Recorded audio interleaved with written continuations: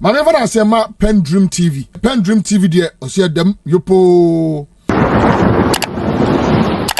Solomon Owusu, a former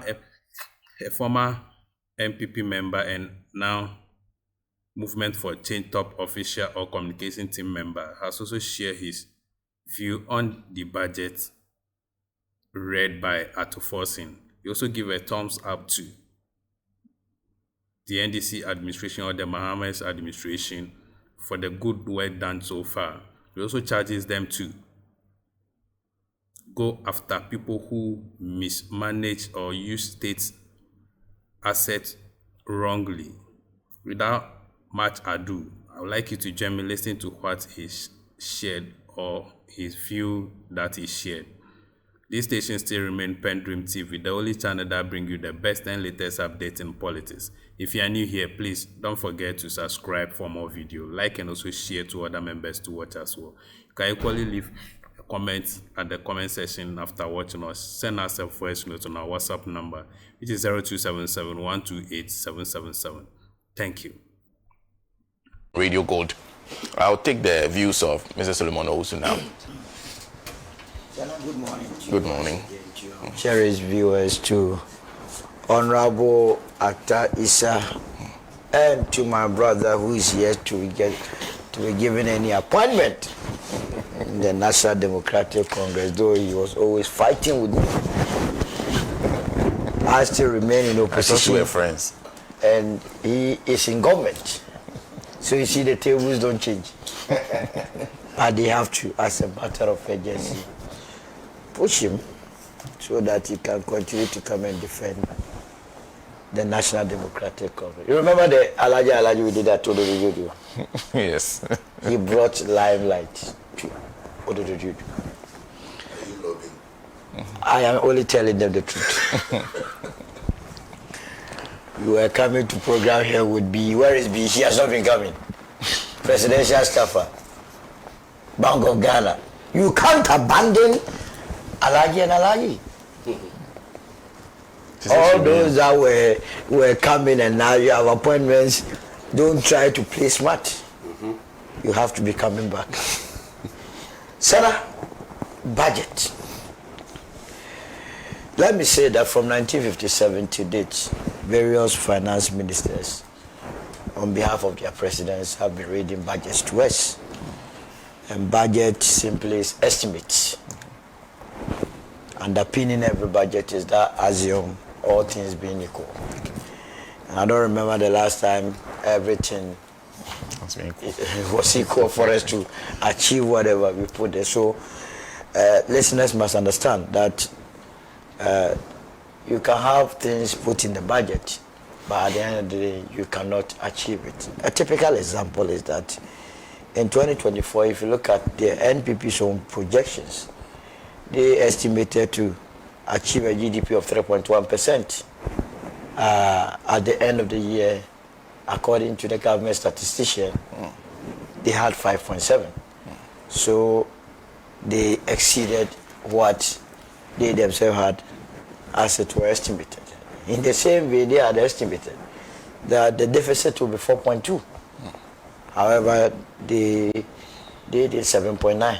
So clearly, budgets are the estimates that people think that they could achieve. Budgets are also made to fulfill what my brother said under Article 36. Is the only constitutional provision that gladdens my heart. And once again, I'll read to the people of this country so that all of you would understand the work that the president together with him are supposed to do for you and you supposed to do for them. Article 36(1). My people in my village, if you are listening, listen. The state shall take all necessary action to ensure that the national economy is managed in such a manner as to maximize the rate of economic development and to secure the maximum welfare, freedom, and happiness of every person in Ghana, and to provide adequate means of livelihood and suitable employment and public assistance to the needy. This is all that is expected of any president and government. That if I'm not happy, it is your responsibility to make me happy. If I don't have any access to adequate means of livelihood, it is your responsibility as a government to ensure that I have livelihood. If I need any public assistance, it is the duty of the government of the day to ensure that I have access to such things. This budget, I believe, comes into attempt to deal with some of the issues that the National Democratic Congress during their campaign raised. Remember, we went into election 2024 with about 4 major issues. Galamsey, the instability of the currency, unemployment, and then bad infrastructure. Remember on several or countless occasions where people will come here and just show a ball of kenke, it's 10 cities. You remember those days? Yeah. So I believe that this budget is to deal with that ball of kenke mantra that is so expensive. You get my point? Again, this budget is to reverse the inflationary rate. At a point we did 54%. That's in 2022. It reduced to 39 or so. The NPP ended its tenure with an inflation of about 23.8 or so. So clearly, we have an issue at hand. But in all fairness, let me say that from the budget and from what I see from it, the government has made some attempt to want to meet voters halfway. I'm saying they are making an attempt because the budget has not been actualized. Implementation is yet to take place. So the government, for instance, says, I would take off e-levy. Yes, we have been told that already under a certificate of authority agency, the bill to amend the existing law is in place, and that and evidence has been shown to me, order paper addendum 2, and you see electronic transfer levy repeal bill 2025. So it's a clear commitment that the president and his government wants to make do of what they promised the people of the state. It's very important that e-levy is taken off because it is killing business. It is stifling participation in our electronic space by the people of this country. So once the government is doing that, I am very happy and I give them thumbs up. The government also says that it is taking out betting tax, which I have disagreed anyway. I thought that betting tax rather has to be increased. But yes, that was a promise they gave to the people of this country, based on which they were voted into power. So if they have come and they are taking it out or off, I don't have any problem. I don't know whether that one too, it is in there. The betting tax, a bill to amend. Yes. No, it's captured here. All right. Yeah. All right. Revenue Administration Amendment. All right. So that one too, from what I hold, and I have no reason to doubt the paper, is yellow. It's not green. It's a yellow paper. The movement for change. So it means that yes, that one is also being taken care of. We're waiting for green. The other one that we are, as it were, hoping it takes place, which we are observing and watching closely, is the COVID levy. And also the compound calculation of VAT, as he was explaining. You see, the compound calculation of VAT is so dangerous for the survival of business. Why do you calculate levies, go and add it to gross before you apply VAT? But Ken of Rata brought it somewhere in 2018 and told us that we had difficulty with our financing. and it was only going to be in place for only a year. Now he says in Minnesota, it rise to us. You know Paul in the Bible. Paul was somewhere in Turkey, was writing to the people of Greece. So Paul's letters to the people of Greece. That's what he's doing to Kerofreates' letters to the people of Ghana. By that he would have recorded and there would be a Bible. Therefore, that COVID levy, it came in because there was COVID. There is no more COVID now, and there must not be any reason why that COVID levy is there. So from the movement of change perspective, we are watching closely, monitoring things. Because the same rod that was used to checkmate Bah will be the same rod that will affect Emmanuel. You understand?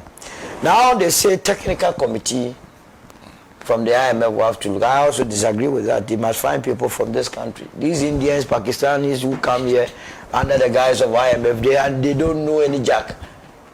Our situation is different. We have consultants, financial consultants, lecturers and stuff. These are ways and means of improving the economy of this country. Give the job to the consultants. The IMF cannot come and dictate to us how we manage our tax schemes. But we are under a program. Huh? The mere fact that we are under IMF program does not mean everything, even when we are eating. They must come and tell us. They should give us a break. So that one too, I disagree. There is no doubt that this country was mismanaged in the past. The last administration did not help our country. And we must not take what happened on the December 7th as something that was a fluke. The Ghanaian was really reigning in abject poverty. So much hardship, and it still exists. And so the government, this current administration, must have only one goal, one objective, to ameliorate the plight of the teeming Ghanaian, the unemployed youth, the hopelessness that is seeping and creeping deep into our body politic. This administration must be able to deal with it. Now, what does the team of the budget says? The team of the budget is what? Restoring what? Resetting the economy for the Ghana we want. Is that not it? Is it resetting the economy? Yes. Let me see the budget statement. Exactly. Yeah. All right. So the resetting the economy for the Ghana we want. So the question you ask yourself is, what Ghana do you and I want? And I believe that is what this budget must be addressing. The Ghana I want is a Ghana that I'll wake up and turn on my tap and it's flowing. The Ghana that I want is to see good roads. The Ghana that I want is to see schools that students learn under proper environmental conditions. The Ghana that I want is not to see my ministers, my MPs, heads of SOEs fall sick and the next available flight, they are in Dubai, they are in New York, they are in Madrid, they are in London, seeking medical attention, whereas 99.9% of the populace that put them there still attend our dilapidated medical facilities. That's the Ghana that I want. The Ghana that I want is a Ghana that our food imports are less. And so, in terms of the allocations that this budget has done, I believe that one of the cardinal principles that must guide all ministers of states, heads of agencies, MMDCs, and so on and so forth, is what we call local content or local participation. For instance, you are talking about 3.5 million Ghana cedis being allocated to the free SHS. That alone, billion Ghana cedis. That alone must be able to impact on the local economy. Why? People are going to provide food for these schools. Is that not the case? Yeah. So, can't we make it a policy that about 70% of the food needs of the secondary schools will be provided locally instead of importing rice? And mind you, you financiers of various political parties, from now to go, will come after you because they are the reason why this country is not growing. When a president comes, said, I don't believe that any president come with the intention of mismanaging anything. They come, and many a times the financiers, when they want to do good, those that prepare them through their finances to become president, will say no. We want to help local farmers to grow their rice, to grow their tomatoes, and so on and so forth. They say no, we can get it cheaper in Vietnam, we can get it cheaper in China, and so on and so forth. And now what they do that even annoys me the more is that they bring this rice here and come and bag it in rice and write made in Ghana, just to deceive the Ghanaian populace, when in fact the rice was never produced in this country. We must understand that any grain of rice that we import to this country, we ship out employment from this country.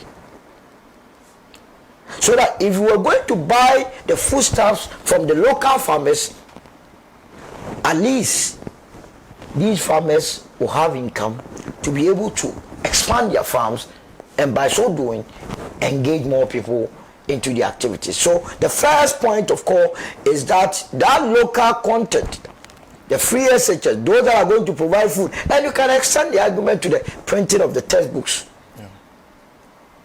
Go to Newtown, go to Asafu Market, go to Sunyani, go to Tamale, regional capitals. People, Ghanaians, have invested in this printing industry. What makes anybody think that the machines that are printed in India and China are better than what is printed in this country? At least 70% of that printing needs, and those that will be given the contract, you too must help us by not going or subletting this contract to people outside the country, so that you would have gone for the contract as a Ghanaian, yet you go to India or China to bring it. If you lack capacity, I mean, the machines you can buy, and by so doing you would also be empowering the local banks. Sit with these banks and then let them provide you with your machine needs, so that we print the books locally. All that I'm saying is that we must practicalize our local content. Go to Makola early in the morning. The last time I went to Makola, Okanshi there, very early in the morning, around 6 a.m. I met a Chinese lady, blah, blah, blah, blah. I said, hey, is that where we are going to? The lady is selling shoes. When you and I know that under a GIPC Act or law, they are not supposed to engage in retailing. Yet they are doing it. Sana, with this, how can we grow this economy? So that if you have taken a critical look at our sector, go to the major cities and all prime locations, all first class, second class residential neighborhoods are being occupied majority by foreigners. Ghanaians are now in the suburbs. We are in the villages. We are living as strangers on our own lands, just because we are not solid when it comes to purchasing power. Economically empowered. Economical empowerment. And these are national security threats. And there has to be a deliberate policy. Governments are put there to deliberately ensure that their people are empowered. And that is what I want to see in this budget. I want to see the implementation. Always and always, it is the implementation aspect of our budget that is a problem. In terms of the beauty of it, yes, you read it for the first time. At least we did not hear the quotation of Bibles. We did not hear someone speaking slowly and wearing white just to deceive the minds. He went straight to the point and said sector ministers will be defending their budgets. Is that not the case? Yes. So that you come there and then defend it to the people of this country. He is not, the finance minister is not the minister responsible for each of the sectors. So you must explain to the people why you say we should give you this and what are you going to do with it. It's very important. A sector like agriculture, I've already said, and I believe the current minister, in terms of his understanding of that sector, there is no doubt about that he understands agriculture sector. But there is a difference between understanding and implementing to achieve results. What would I use to measure the minister responsible for agri? It is that at the moment we are importing close to $1 billion worth of tin tomatoes. We are importing close to $100 million worth of tomato itself from Burkina. We are importing close to $800 million worth of rice. So that if by next year you are able to even reduce the importation by say 5% or 10%, then I know that there is a headway. But if you continue to do the same things over and over again, you will get the same results. A policy like planting for food and jobs. On paper, very good, very beautiful, ready for food and jobs. How is it that as a country we continue to import frozen chicken? Frozen chicken? You want to tell me the conditions in the Netherlands are so conducive and suitable for poultry farming than Ghana? But because it serves people's interest. And yet again, it comes back to financiers of political parties who prefers to import frozen chicken that has its own health risk. A lot of health-related diseases that we're having is as a result of these junk foods. That in Kokon Ketenkete that the NDC promised, they must not renege on it. In fact, it must be implemented, because you see, economics is about the micro and the macro. What you do at your small levels, the aggregation of it leads to an improved economy. So I was very surprised during the campaign that when they said they were going to do in Kokon Ketenkete, the NPP actually made an advert out of it and said, and they were laughing, and I realized that we were dealing with dumps.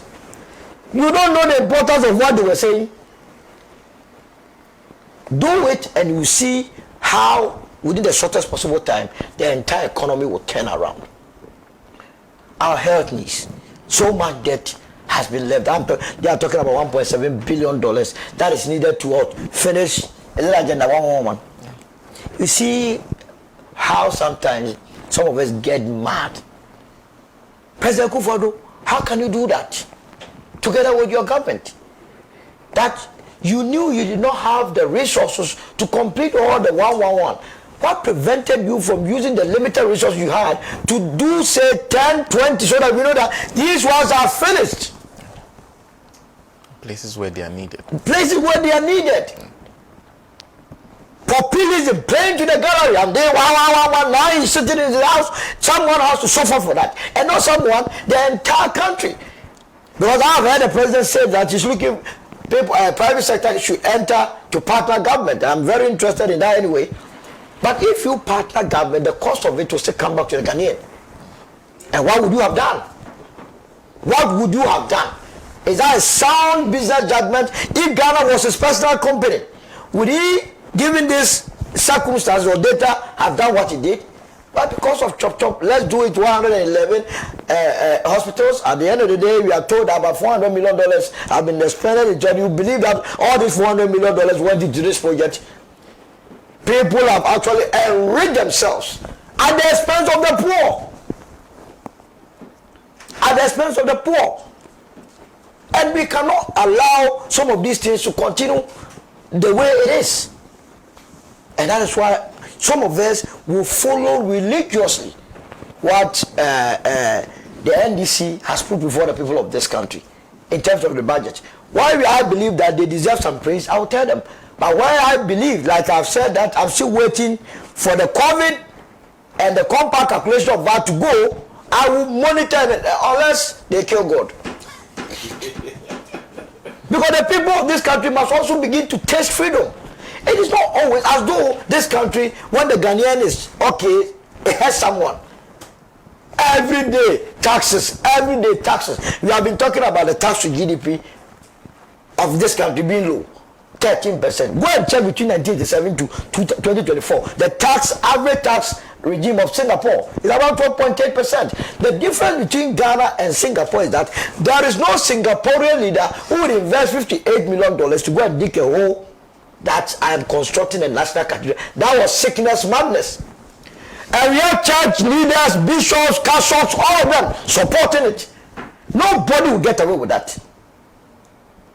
One President Kufuor was luring you into this. Couldn't two people look straight into his face and tell him that this is not good?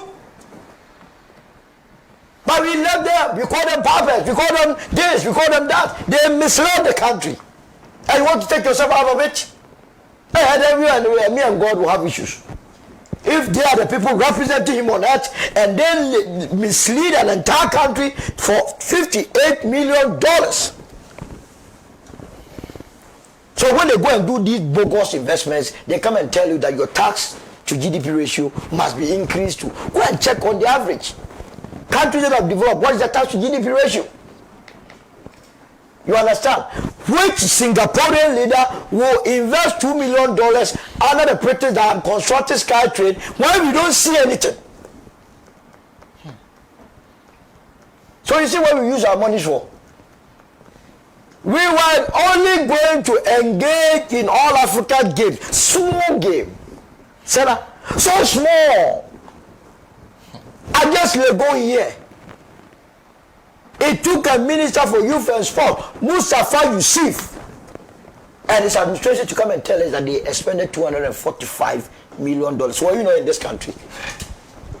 What did you do about it? You spoke about it, is that not the case? Why are we all of a sudden forgetting about this? Hey, are you people also going to take share in it? Let me see. Because some of it are so clear that someone comes to tell you that I printed, what do you call it? Tax, accreditation, for the 4.5 million dollars. Yeah. And that person is continuously organizes press conference and rebut, has the nerve. $50 million was used to cook wache in this country. They tell us. TMA, they constructed new sports stadium in Takwa. It costed them $13 million. This University of Ghana stadium was already 86% or so complete. Just the 14%, this man told us that he expended $36 million to do that. Yagaba Kobori, that is the MP's constituency. I've been there twice. People are not getting good drinking water to drink. You come to Accra, you look straight into my face and tell me that you use $15 million together with Asante Bediatu and the wife to cook wache for allies that are coming from Ethiopia who never knows how to eat wache, allies that are coming from Liberia who never knows how to eat wache. And when you are in power and the government, instead of being bold and confront some of these issues, you are sitting idle. Tax refund, we are told that some 16 billion, they don't know how they used it. Finance minister, don't just say it and leave it all. Because we are talking about billions. So in this country, we don't respect money. This time, they don't even talk about millions. Oh. Everything is billion. So it is making me feel as though I'm too poor. Because if the million, we haven't gotten there. Then you people have turned to billion. And these monies are in the pockets of people. And they are walking about. Go to cantonments, go to Laboni. All of a sudden, apartments are springing up. They go and hide behind these Indians, Lebanese. How many of the Indians and Lebanese have money in this country? And it is you and I, our money. We will pay through our nose. Our children will come and pay. And the most annoying thing is that their children will go and come and tell you that our parents were smart. So if it must be done, it must be done well. We know what has happened in this country. All of a sudden, national service issue is dying out. What people blatantly, and mind you, we need money. How can you convince me sitting here that Tonaton, you know Tonaton, buy and sell. Cocoa board is only engaging in Tonaton. Buying and selling. And the most funny thing is that the cocoa is already there. The buyers are also there. You tell me that you are in debt of 32.5 billion. How did that come about?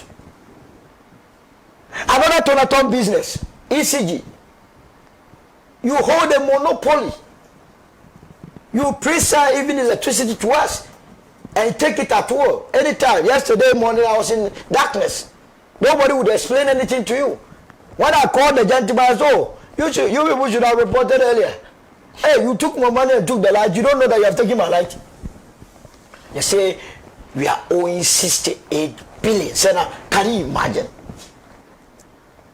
And the budget is struggling to find how we plug this hole. Already, the estimate for the year, we are expected to mobilized 223 billion. Is that not the case? But go and check our expenditure, 269 billion. Right there is a deficit of 43 billion. That deficit is in the pockets of people. Don't go and burden the people of this country by going for extra loans. Go for the money from those that have stolen it from Akufo-Addo's administration. It's enough to offset the deficit.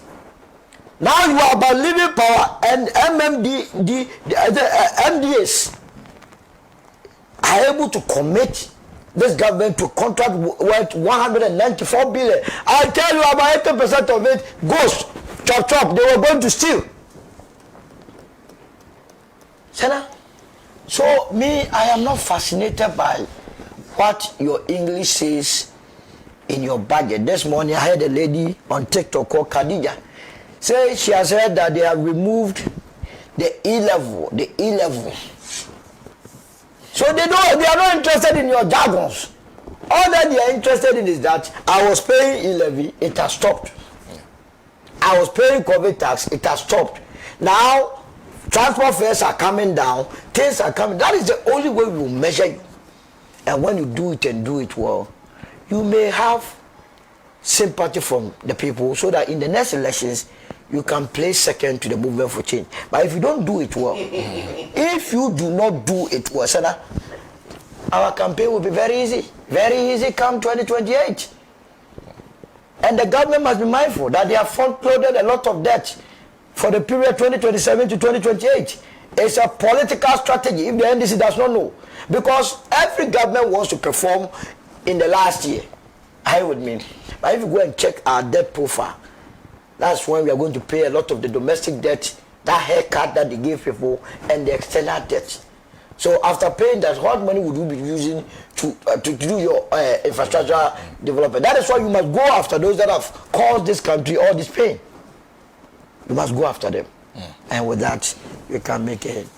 Thank you very much. On the matter of local content, I realize the president himself is a farmer. Yeah.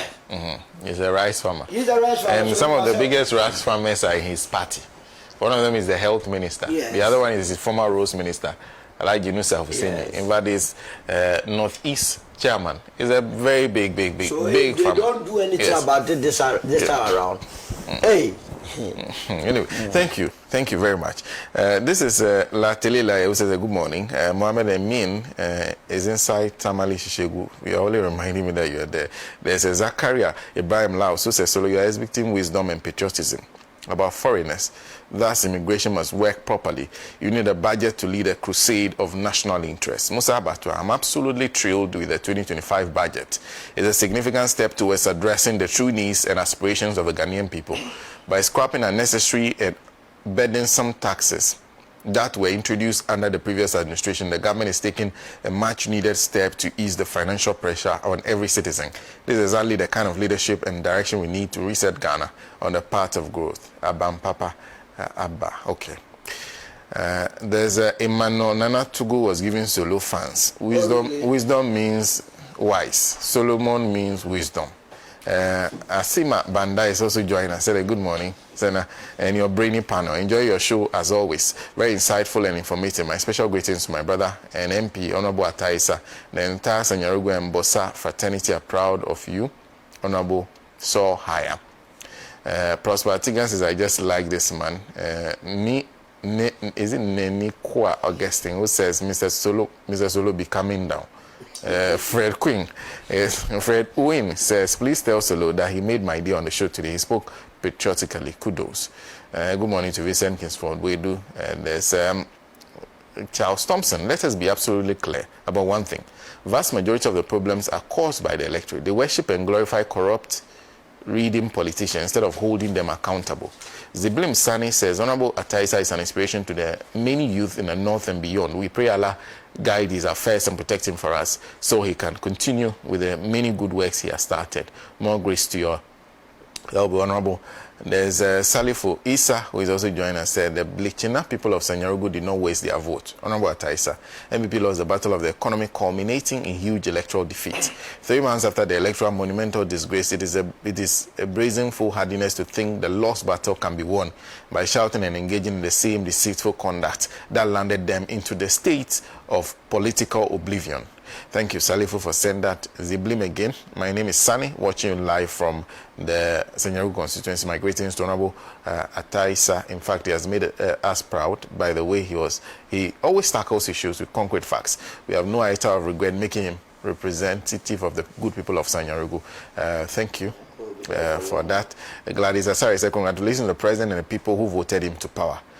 Israel Bina says, Mr. Solomon, IMF won't give you a break until you start to feed yourself. Gladys Asari is also joining us. Fuseni Yakubu, good morning. Francis Edem says, we welcome this year's budget with the hope that it will reflect in our pockets. Congratulations, President John Dramani Mahama. Slightly Gray says the NPP's party is full of arrogant, dishonest, and violent personalities. Thank you. Alagis Sling City says the good people of Sanyarugu are proud of this young, brainy MP, Honorable Ataisa. We need to protect him. The future is very bright for him in Ghana's politics. My greetings to you and your panelists. Kukubo Stephen says, good morning. The 2025 budget is encourageable for me. It shows clearly that the NDC government is in for fantastic business, and my greetings to all members of the movement for change. Alasan Hamidan said the 2025 budget is a refreshing change, finally prioritizing citizens' well-being by abolishing burdensome taxes and increasing economic recovery allocations. After years of mismanagement under Akufo-Addo and Bawumia, this approach shows real commitment to reducing poverty and reviving the economy. President Mahama, Agu NPP, simplicity. Let's listen to the Don, and then I'll come back to Honorable Ataisa because he has to take. We have been telling people that this outraging issue is in the interest of the Alliance for Sahel State to reconsider their decisions and rejoin the ECOWAS. I mean, we have to face it. The way and manner ECOWAS as a body treated them, especially Niger and Burkina, wasn't the best.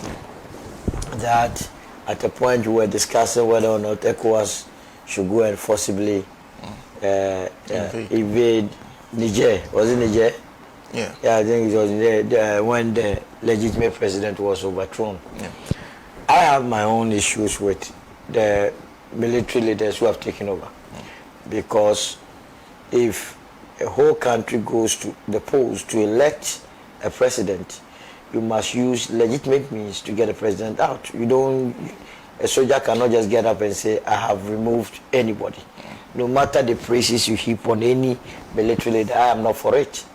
If the military leader is so mindful that he wants to lead a country, he can take off the military attire, go and form a political party, or join a political party, go around the entire country, campaign with a manifesto, win election, and lead a country. And so, from that, or to that extent, I have never supported the Alliance for Sahel regions, the three leaders, and it has the potential of even encouraging more military leaders to join the fray. Can you imagine Ghanaians going to the polls to elect President John Mahama and a military man sitting somewhere, thinks that he's smarter than everybody? Tomorrow gets up, take a gun and say, I have taken over. Would I agree? Then it will be free for all. You understand? So from that angle, I do not support it. But you see, Africa is fighting to be united. Our only means of survival or development is to unite. Trade amongst ourselves. You are talking about a continent that has 3 trillion value if we are to trade amongst ourselves. Ghana cannot make any headway if we go solo on any negotiation table. Neither would Nigeria succeed, neither would South Africa succeed. But when we go as a bloc, we are talking about close to 1.2 billion human beings. Do you know what it means to have 1.2 billion market? That is a lot. That means we don't need the rest of the world if we were doing business amongst ourselves. Now you narrow it to West Africa. You are talking about a population of close to 600 million people living here. And so we need ourselves. This is not the time to have breakaway factions. This is a time to rather unite, do things together, look at our common interests. And interestingly, Niger, Burkina, Mali were founding members of the ECOWAS. You get my point. And that is why the likes of Tinubu and President Akufo-Addo do not deserve our attention and time. You are elders. Interestingly, all of you are older than these young ones that you should have used that experience. You have your former president, Nana Akufo-Addo, go to meet a younger Secretary of State, a mere Secretary of State, Anthony Blinken. And what does he do? He goes to gossip about a neighboring country. That singular act had the potential of causing a serious problem between Ghana and Burkina. You know, at a point, our ambassador was even called to the presidency to explain what was happening. It took the national security minister then to go and intervene because our president had spoken loosely, had acted loosely. When we meet Europeans, when we meet Americans, then all the brains go away. We talk, we begin to parrot like there is no tomorrow. That has been our being. So if President Mahama comes and realizes that, look, the unity of the sub-region is paramount, I'll be the last person, because if you go into a great transformation plan, it is one of the key pillars that we believe can lead to economic growth. Remember, we have an Africa continental free trade. With Burkina going out of it, or going out of ECOWAS, how would we trade amongst ourselves as Africans? So his attempt must be viewed and must be supported by the entire sub-region so that he can bring them back on track. But in doing so, those leaders must also understand that they must make the effort of returning the country to constitutional rule. What they are doing in perpetuating, I see it as they want to go and form their own cliche somewhere so that nobody will come and touch them. No, they must be told to return to constitutional rule. If you want to lead a country, remove the military attack, go and contest election. Because if you look at the reasons why they came, yes, I've seen a lot of people heap praises on Captain Traore because of his effort to industrialize the country and revolutionize things. Yes, he's doing well, but the truth of the matter is also that the issue for which he came, the reason that why he came, terrorism, has not been dealt with. As we speak, the Al-Qaeda, the what's the other name? These jihadist groups, they are still ISIS and so on and so forth. They are still occupying a substantial portion of Burkina.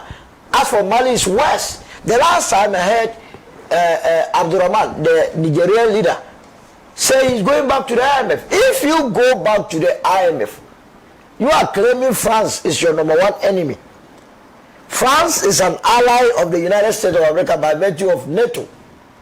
So if you go back to the IMF is the baby of the United States of America and UK. It is their own policy. They have put it there. Make no mistake. If you are going to look for an IMF loan and the US says they are not giving it to you, they are not giving it to you. At the time our policy or extended credit facility was approved, in terms of all the indicators, we didn't deserve to get anything. But because the US government supported that, and that is how you can have our president go and meet that young secretary, former president, meet that young secretary and gossip.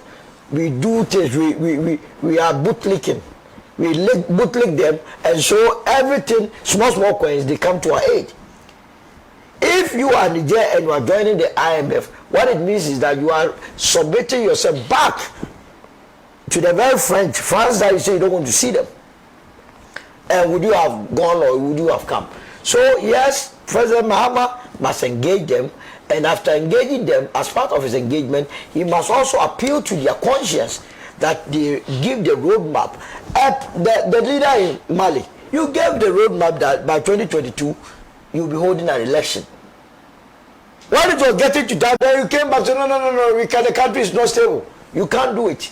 To the extent that the prime minister in that country doesn't even know what is happening today. When you do that, what you are telling me is that it's not about the welfare of the country, it's about your personal parochial interest. So I would encourage the president to continue, but in so doing, they say if you are advising the cat, you must also advise the fish, so that we can work together. That is what I will say. Thank you. Thank you very much. A few more comments. I'm going to YouTube now. This one, Solomon Arthur says, good morning, Senna and your panelists. What is His Excellency JDM government going to do about all the people whose actions and inactions have plunged our economy into the abyss? Eunice Akron has a couple of two comments, please, about the Ghanaian budget. Stop going to the IMF and do what Ibrahim Traore is doing. Use more simple methods, such as common sense in solving the issues, not the bukulong from the West. It says, please, Ghanaian leaders, why are you always relying on the IMF? I feel so sad when I hear IMF, World Bank, and so on and so forth. We are always retrogressing. Stop using them. Don't trust them. Bright says, Senna, if NSA is so rich, why can't they increase the allowances of the service personnel? The people involved must be brought to book. He was watching us from the USA. Kraken CYB says, Senna, why is this man talking? How many of the things he wants to see in Ghana he wants, did he want when the NPP was in power? Is he aligned with the NPP? There's Lord Rafu is also joining us, says, watching from South Africa. Because the NPP went to IMF to borrow 3 billion, while the same NPP was busy allegedly stealing over 21 billion from the same country, borrowing from the IMF. Nana says, the NPP stop paying our debts. Seri Shaibu, good morning, Sena. People have stolen heavy monies in the past administration. The current government can boost the economy more if they can rapidly collect those monies back. There's Annie Donani, who says, okay, only a good morning. There's Flynn Sechi, who says, when will Gov't and Abosokan spare parts dealers come together and help build factories to produce what they are importing into Ghana? Charity begins at home. Today, India, China, even North Africans. You didn't continue. Bernard Semen, who thinks, believes that you are the new Mr. Pras Solomon. There's Jake Nasamakese. Jake, forget about these NPP people and whatever they say in support of their members that have been accused of looting the state. They themselves know they are even more apart from Ken, Cecilia Dapa, and NSA boss. These are wicked and selfish people we need not to live with. Almost every person in the party went away with something that belongs to Ghanaians. Nobody should speak in support of them, especially that family of Ekufuado. We live with them, and we know the wealth these people amass for themselves within the short period they have been in power. Okay. Says, this one I wish to thank Dr. Nyahonya for his excellent and fatherly advice about communication to the NDC, and also the panelists for their demonstration of intelligent arguments. There's NS Everlove Kwashi Dansuman, who says the former finance minister Amin Adam is being economical with the truth. He and his science keep prevaricating with their own economic data and statistics and postulating needless ideas as if he was living in Jupiter or Plato, when his predecessor Ken Ofori-Atta was saddling the ordinary Ghanaian people with these draconian taxes like e-levy, emissions tax, betting tax. NPP leadership have no moral turpitude to criticize the current finance minister for abrogating these dollar taxes. Thank you very much. Emmanuel Ablekuma says, Solomon, why are you surprised to see Nanado court doing Kokonsa? Is it not the attribute of the NPP doing Kokonsa to the CIA for the overthrow of Dr. Kwame Nkrumah, the founder of Ghana? Thank you. There's this one. Good morning. I do not agree of taking those soldiers because they are doing well than those so-called elected presidents in Africa. The ECOWAS are not capable of taking good care of their citizens. Someone disagreeing? Of course, this one is a good morning. Please, Mr. President, you promised rural teachers allowance, but we didn't hear it from the budget. That's a reminder to the president. This one says, Senator, my name is Fokujo from Kaji near Kata. Please tell Solo that I'm waiting for the day he will announce his membership with the NDC. Hey. It will be a good material in NDC. What is it? Beg him for me. Oh, this is Dr. Amino, former finance minister. We are bringing a political party. He's one person I had a very great respect for, but his recent press conference made me drop the total respect I had for him. Some friends of mine hold the same view about him. Afojimaki has poisoned his mind. Micro Minority Group came to the Parliament House to sleep. What good can they see good about the budget presentation? I'm trying as much to see if I can, but I'll try and see if I can do some more before the show concludes. The Don was, you're talking about, and you see the interesting thing is that there's still this debate over the betting tax. If you go, I think it's in the Income Tax Act. Yes. You see withholding tax on lottery. Thank you for staying tuned. PENDREAM TV really appreciates your time on the channel, and once again says, God bless you for the good work you are doing. Wherever you are, may God bless you from what you are doing for us on this channel. Please, to our cherished new members, we urge you to subscribe to the channel, hit the notification bell, like, and also share to other members to watch as well. Thank you. Dedi kama amena PENDREAM TV ase. Na so far so good. Say open online portal e wo Ghana. Nipa share, nipa follow, nipa comment here. To my best of knowledge, without any biases, PENDREAM TV.